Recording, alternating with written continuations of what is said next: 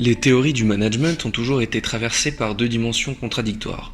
Une dimension autoritaire, hiérarchique, organisée, et une dimension plus souple, plus humaine, centrée sur des valeurs d'écoute, de compréhension et d'un positionnement équilibré dans l'échange.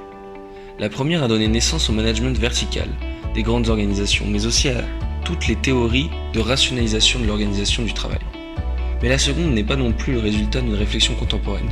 Quand on y regarde de plus près, on s'aperçoit en effet que l'idée de management est apparue au XVIIIe siècle en Angleterre, autour d'une idée de care, de soin.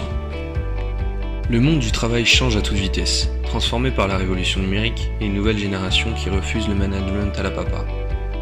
L'innovation managériale doit permettre de s'adapter aux innovations technologiques en cours. Si on a le Brexit, les gilets jaunes ou encore une augmentation des arrêts de travail, c'est parce qu'on n'a pas encore réussi à réinventer le management.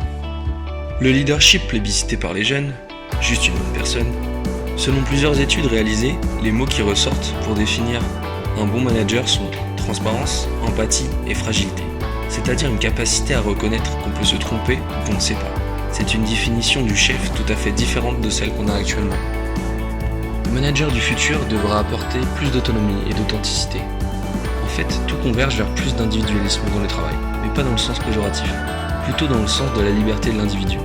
Le manager devra faire du sur-mesure pour ses salariés. Il devra savoir épauler 4 générations qui devront cohabiter dans le monde du travail, ce qui n'était pas le cas jusqu'à présent.